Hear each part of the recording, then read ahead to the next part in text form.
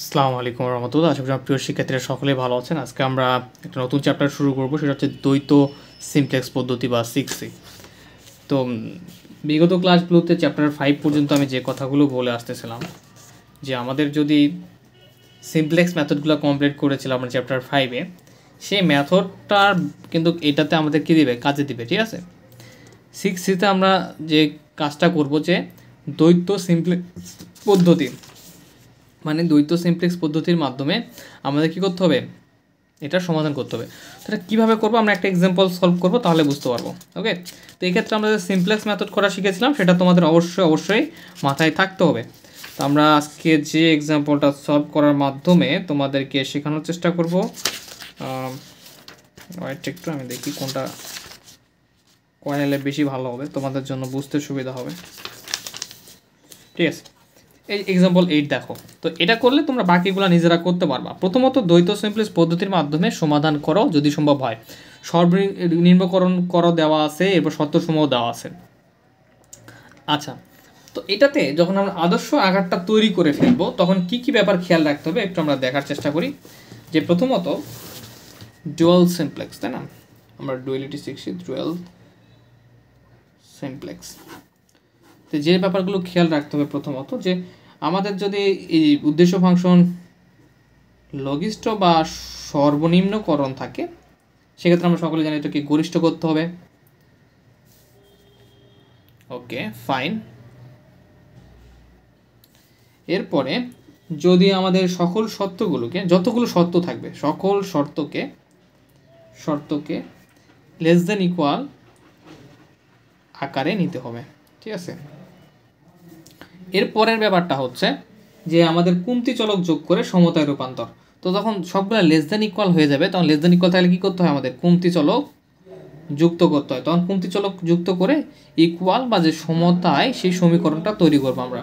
এবং পরবর্তীতে সমাধানটা যখন আমরা সিমপ্লেক্স মেথডে করব তখন অবশ্যই সকল মানগুলো হতে হবে ZG মাইনাস CG-র মানগুলো হবে 0 থেকে বড়, এবং সেই সাথে সাথে আমাদের সকল ধ্রুবক যে মানগুলো থাকবে, ধ্রুবক ঠিক আছে, ধ্রুবক মানগুলো হয়ে যাবে 0 থেকে সমান বা 0 থেকে বড়।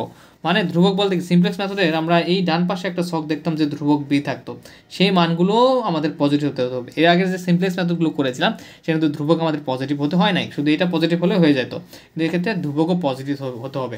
তাহলে আমরা স্টেপগুলোর সম্পর্কে একটু ধারণা পেলাম এখানে যে কাজগুলো করব। তাহলে আমরা যখন 8 নাম্বারটা সমাধান করতে যাচ্ছি তখন এই ব্যাপারগুলো আমরা খেয়াল রাখবো। এক্সাম্পল 8। ওকে, ফাইন, এক্সাম্পল 8 তো সমাধান করে ফেলি। তো এক্সাম্পল 8-এর দিকে তাকাও, বই থেকে ধীরে ধীরে আমি দেখাই করাই দেবো, কারণ বইয়ের ডিটেলস করা থাকে। দেখো, প্রদত্ত সমস্যাকে সর্বোচ্চকরণ সমস্যা এবং সকল শর্তসমূহকে কী করতে হবে, লেস দ্যান ইকুয়াল আকারে রূপান্তর করতে হবে। তাহলে কি এখানে আছে সর্বনিম্নকরণ আছে, সর্বোচ্চ করতে হবে, তাহলে কী করতে হবে, জেড স্টেরিক মানে মাইনাস দ্বারা গুণ করতে হবে, তাহলে -x1 - 5x2 হয়ে যাবে। আছে কি x1 + 5x2, তাহলে এটাকে সর্বোচ্চকরণ করলে জেড স্টেরিক বা জেড স্টার দিতে পারো, অথবা তোমরা জাস্ট এমনি থেকে দিতে পারো, সমস্যা নেই। সর্বোচ্চ জেড স্টার -x1 - 5x2। ঠিক আছে, আমরা সমীকরণটাকে তৈরি করে নিচ্ছি আদর্শ আকারে। এরপরে কি আছে শর্তগুলা, 3x1 + 4x2 ≤ 6। শর্তটাকে আমরা সুন্দরভাবে তৈরি করে নিচ্ছি, এখনো প্রমিত আকারে যাব না। প্রমিত আকারে যাওয়ার আগে আমরা শর্তগুলোকে সুন্দরভাবে তৈরি করে নিচ্ছি। ঠিক আছে, তো দেখো এটা লেস দেন আছে, সমস্যা নাই, যেমন আছে শর্ত, কিন্তু এখানে দেখো গ্রেটার দ্যান ইকুয়াল আছে। গ্রেটার দ্যান ইকুয়াল থাকলে লেস দেন করতে হবে, কীভাবে করবো, আমরা মাইনাস দ্বারা গুণ করলে এটা লেস দেন হয়ে যাবে। তাহলে x1 + 3x2 3 আছে, তাহলে এটা মাইনাস দ্বারা গুণ করো, -x1 প্লাস -3x2 -3। ঠিক আছে, -x1 -3x2 ≤ -3। ওকে, ফাইন। এবং এখানে কি x1 x2 হচ্ছে গ্রেটার দ্যান ইকুয়াল 0, তাহলে এখানে x1 এবং x2টা আমাদের কি গ্রেটার দ্যান ইকুয়াল, আমাদের চলকগুলা গ্রেটার দ্যান।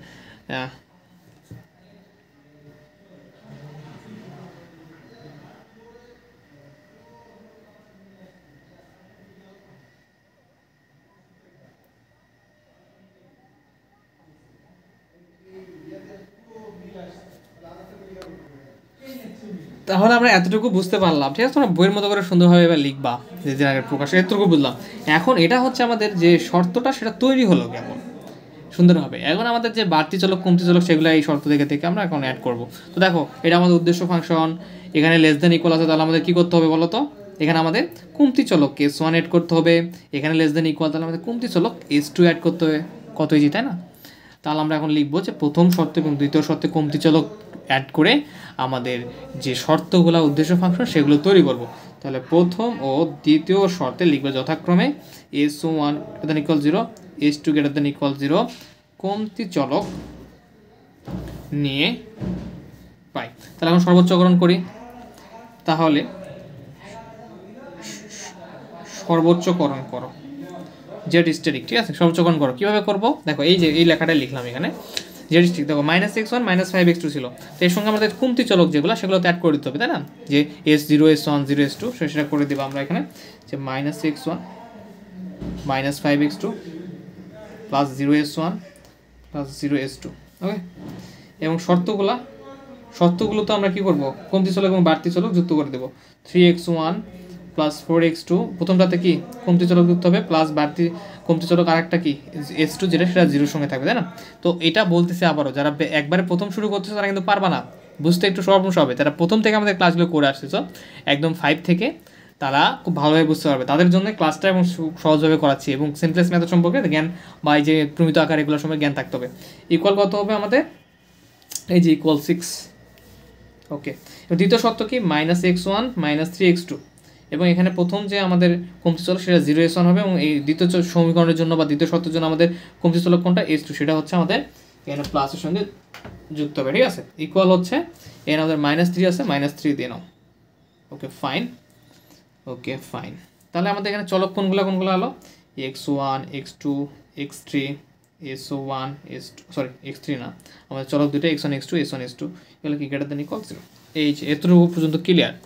এখন সবচেয়ে মজার ব্যাপার হচ্ছে এই যে ছকটা, এটা একদমই কোনো ব্যাপারই না, খুবই সহজ, তোমরা খুব সুন্দরভাবে বুঝতে পারবে এবং রিল্যাক্সে বুঝতে পারবে, সমস্যা নেই। ঘটনা হচ্ছে যে এটা সিমপ্লেক্স মেথড তো তোমরা শিখেছিলে, তো সেইভাবেই। তো দেখো আমি একটু পরে অপর পেজে গিয়ে তোমাদের ছকটা একটু মাথায় ঢুকাই দেওয়ার চেষ্টা করি। এখানে আমাদের ছকে কী কী থাকবে, পরিবর্তনটা কোথায় হবে দেখো।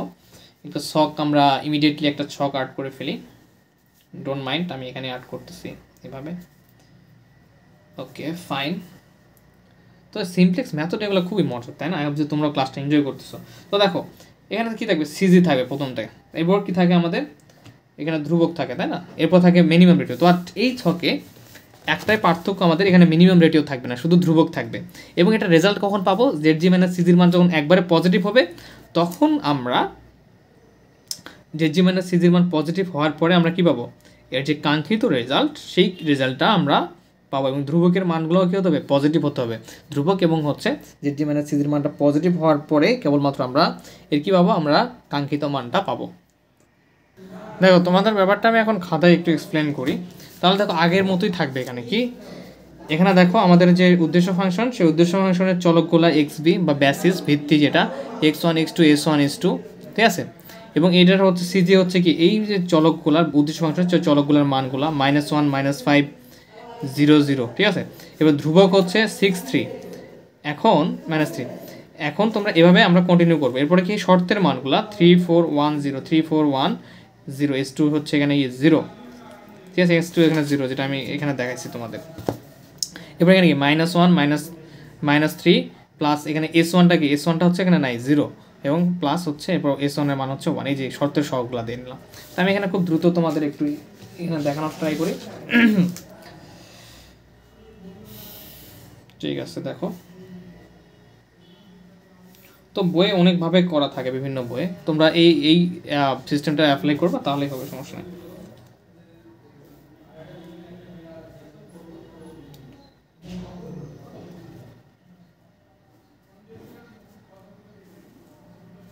সিজি এখানে কি ভিত্তি বা XB বা বেসিস যেটাই লেখো না কেন, CB।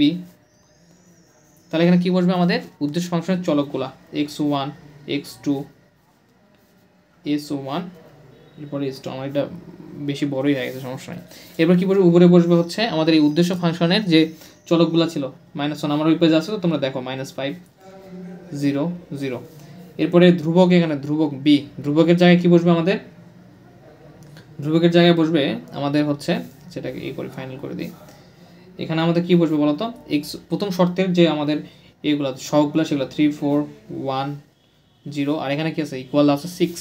দ্বিতীয় শর্তের ক্ষেত্রে তোমরা যদি দেখো -1 -3 0 1, আর এখানে থাকবে হচ্ছে -3। Okay fine.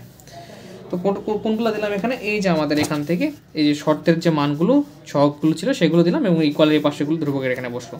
এখন ঘটনা হচ্ছে তোমাদের এখন কি করতে হবে, এক্স বিটা বের করতে হবে। একক ম্যাট্রিক্স কোথায় তৈরি হয়েছে 1 0 0 1 এখানে, তাহলে এখানে প্রথমে বলবে কি এটা S1 ভিত্তিতে, এরপরে বসবে S2, এদের সহগ কি 0 0, তাহলে 0 0, ঠিক আছে ফাইন।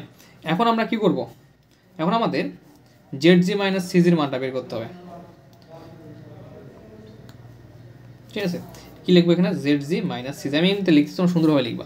তো ZG - CGর মানটা কীভাবে বের করবো, আমরা যেভাবে বের করি সেমভাবে 0 দিয়ে গুণ করো, 0 কে -1 কে গুণ করো, তাহলে ZG এর মান পাবো -1 মাইনাস CGর মান হচ্ছে -1, তাহলে -1 আর এখানকার হচ্ছে সরি 0 0, তাহলে এখানে -1 ZG এর মানটা 0 3 গুণে 0, 0 দিয়ে -1 করলে 0, তাহলে ZG এর মান 0 আর CGর মান হচ্ছে -1 এবং সেমভাবে এটা দিয়ে গুণ করে এটা 0 হয়ে যাবে, শুধু -5 আর মাইনাসে +5 হয়ে যাবে। এখানে 0 এখানেও 0 হবে, শুধু 0 থাকবে, 0 এখানে হবে, এখানে 0 থাকবে। ZG - CGর মানটা বের করে নিও। তো দেখো এখন মেইনলি আমাদের এখানে কে রো কোনটা, নতুন ধ্রুবক দেখো, ধ্রুবকের ক্ষেত্রে আমরা ধ্রুবকের দেখবো ছোটো মান কোনটা, সেই বরাবর হচ্ছে আমাদের কে রো, ঠিক আছে। কে কলামটা আমরা বের করবো, দাঁড়াও কে কলাম বের করার জন্য নতুন একটা পদ্ধতি অ্যাপ্লাই করতে হবে। এটার ক্ষেত্রে ডুয়াল সিমপ্লেক্সের ক্ষেত্রে আমরা ধ্রুবকের মান যেটা দেখবো মাইনাস কম, মানে ছোটো মান সব থেকে ধ্রুবকে, সেই মানটা হচ্ছে, সেই সারিটা হচ্ছে আমাদের কি, সেই সারিটা হচ্ছে আমাদের কে রো। এবং আমাদের কে কলাম এই ডুয়াল সিমপ্লেক্সে বের করার জন্য আমাদের আরেকটা সিস্টেমে অ্যাপ্লাই করতে হবে। সিস্টেমটা হচ্ছে যে ZG - CG ভাগ হচ্ছে AIJ, ঠিক আছে, যেখানে AIJ এর মানটা সবসময় 0 থেকে ছোট হবে, মাস্ট বি। ওকে, তো নতুন করে আমাদের এই মানটা বের করতে হবে, এই মানটা কীভাবে বের করবো, ZG - CGর সঙ্গে ভাগ AIJ মানে হচ্ছে এই যে সারিটা পেলাম, কে রো পেলাম, এই কে রো এর মানগুলোকে এইটা দ্বারা ZG - CGর মান দ্বারা ভাগ করতে হবে। তাহলে 1 দ্বারা -1কে ভাগ করো, তাহলে কত আসবে -1, অবশ্যই 0 থেকে ছোটো হতে হবে সবসময় AIJের মানটা, ঠিক আছে। AIJের মানটা অবশ্যই 0 থেকে সবসময় ছোটো হতে হবে। তাহলে -3 দিয়ে 5 দিয়ে -3, Z - CGর মান হচ্ছে 5 এখানে, আর AIJ হচ্ছে -3, তাহলে 5/3, আর এখানে 0/0, ঠিক আছে, 0/1 0। ওকে, তো এখানে একটা ব্যাপার আছে যে আমাদের যেটা পজিটিভ মান সেটা নিতে পারবো না, পজিটিভ মান আসলে নিতে পারবো না, ঠিক আছে। পজিটিভ 0 বা পজিটিভ মান আসলে 0 থেকে ছোটো হতে হবে, তো তখনই কেবলমাত্র এই মানটা আমরা নিতে পারবো। তো এটাও নেগেটিভ, এটাও নেগেটিভ, -5/-3, 5/-3, এটাও নেগেটিভ মান।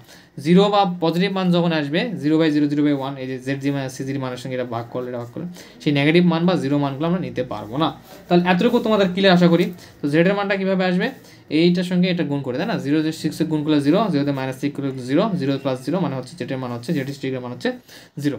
তো তোমরা আশা করি এতটুকু ক্লিয়ার, ফাইন, এতটুকু ক্লিয়ার, আশা করি কোনো প্রবলেম নাই। ওকে, তো পরবর্তী স্টেপটা কীভাবে আগাবো আমরা, পরবর্তী স্টেপ যাওয়ার আগে আমাদের দেখতে হবে এই যে ZG - CG - A/J এখানে যে মান বের করলাম সবচেয়ে বড় মান কোনটা, নেগেটিভ মান হোক কিন্তু সবচেয়ে বড় মান কোনটা, -5/3 থেকে -1টা বড়, আর যেখানে সবচেয়ে বড় মানটা থাকবে সেই বরাবরই হচ্ছে আমাদের কে কলাম। দেখো এটাতে ডুয়াল সিমপ্লেক্সে নতুনভাবে কে কলাম বের করা আমরা শিখলাম। কে কলামটা কোথায়, যে মানটা হচ্ছে বড় আমাদের ZG - CG/AIJ থেকে, সেই মান বরাবর, সেই বরাবর মানটাই হচ্ছে আমাদের, সেই বরাবর কলামটা হচ্ছে আমাদের কি, আমাদের হচ্ছে কে কলাম। তাহলে এই যে আমাদের কে কলাম পেলাম এবং হচ্ছে কে রো পেলাম, এদের মিলিত বিন্দু কোনটা, এই যে এখানে -1-এ, তাহলে এটা হচ্ছে আমাদের কে পয়েন্ট। ওকে, পরিষ্কারই ZG - CG এগুলো না, সেই কলামটা হচ্ছে এই দুটো নিয়ে, ঠিক আছে এখানে। আচ্ছা, তো আমাদের নতুন করে সারি আবার লিখতে হবে, তাহলে আমরা আবার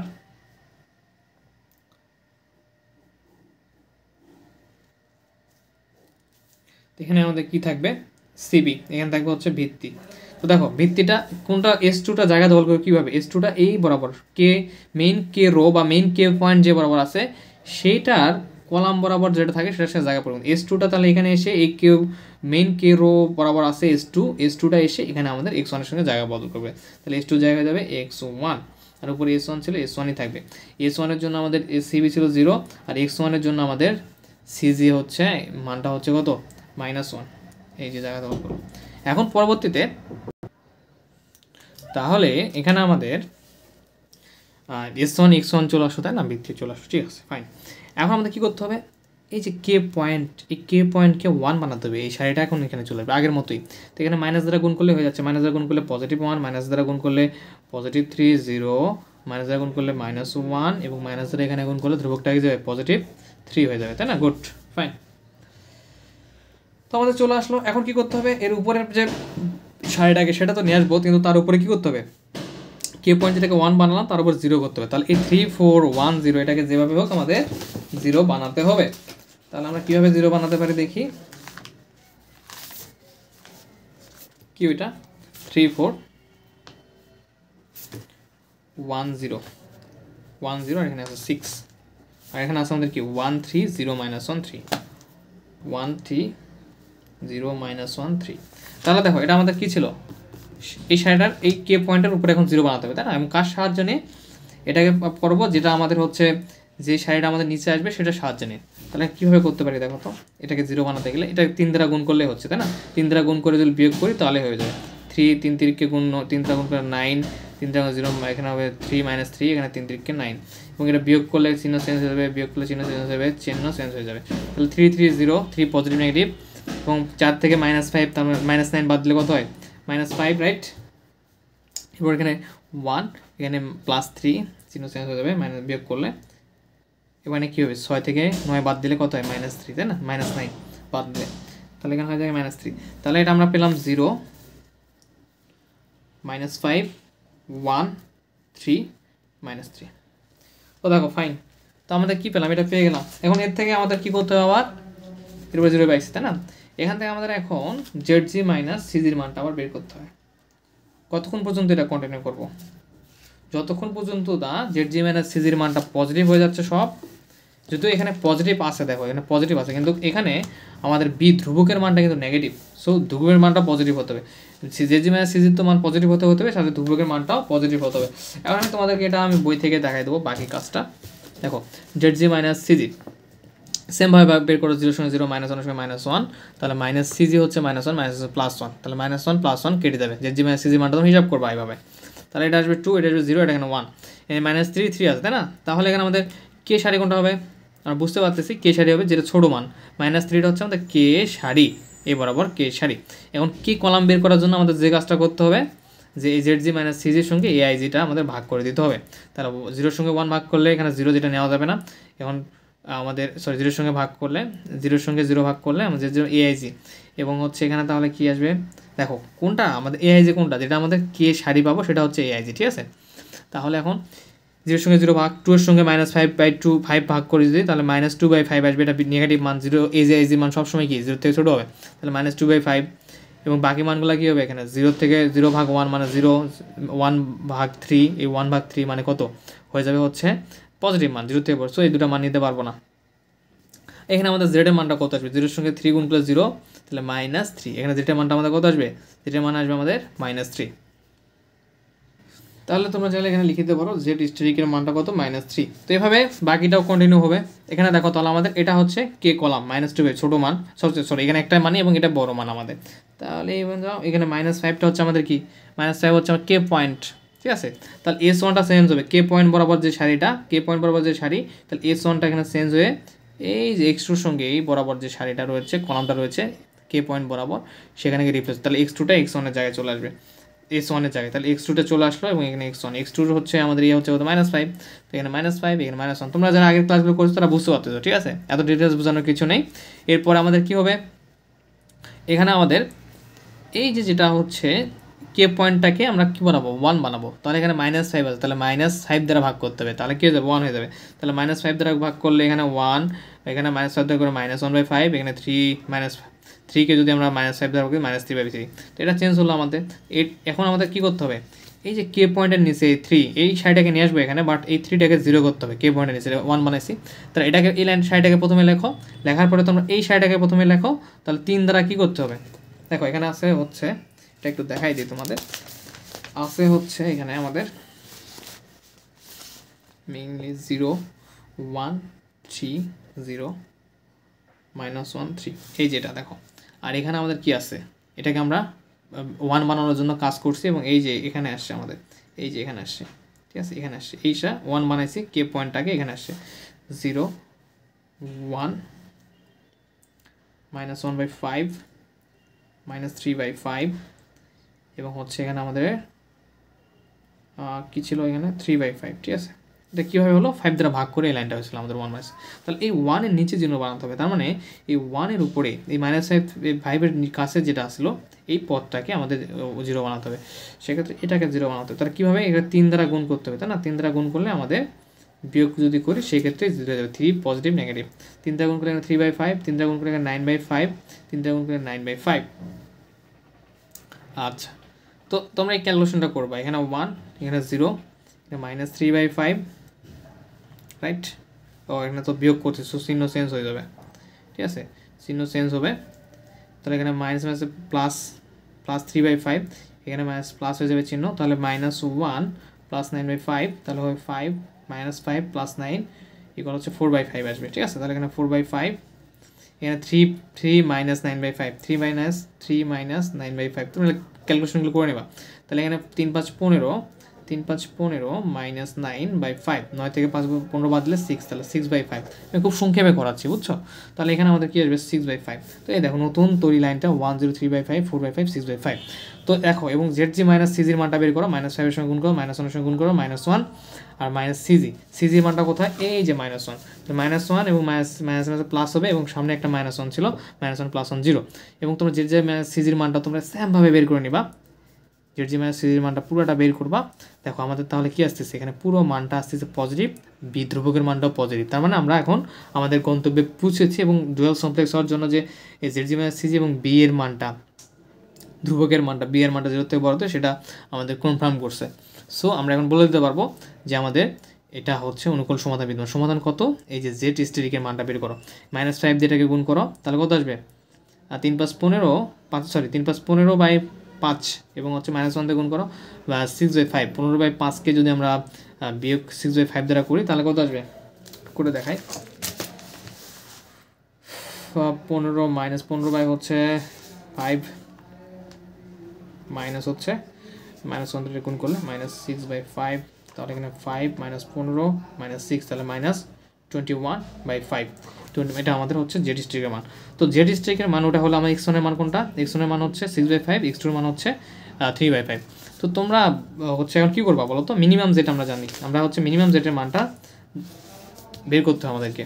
তো এখানে ঘটনা হচ্ছে যে আমাদের ম্যাক্সিমাম জেড মাইনাস দ্বারা গুণ করে ম্যাক্সিমাম জেড করছিলাম, তাহলে মিনিমাম জেড ইকুয়াল কি, জেড ইকুয়াল -z, তাই না, করছিলাম। তাহলে -z স্টেরিক, তাহলে -z স্টেরিকের মান কত, -21/5, মানে এই যে আমাদের যে ম্যাক্সিমাম মান বা যেটাকে আমরা সর্বোচ্চকরণ করেছিলাম মাইনাস দ্বারা গুণ করে, সেটাকে আবার মাইনাস দ্বারা গুণ করলে আমাদের সর্বনিম্ন মান আসবে। So minimum z equal maximum z, maximum জেডের মানটা এটা বের হয়ে গেছে আমাদের, এর -+21/5, এটা হচ্ছে আমাদের অ্যান্সার।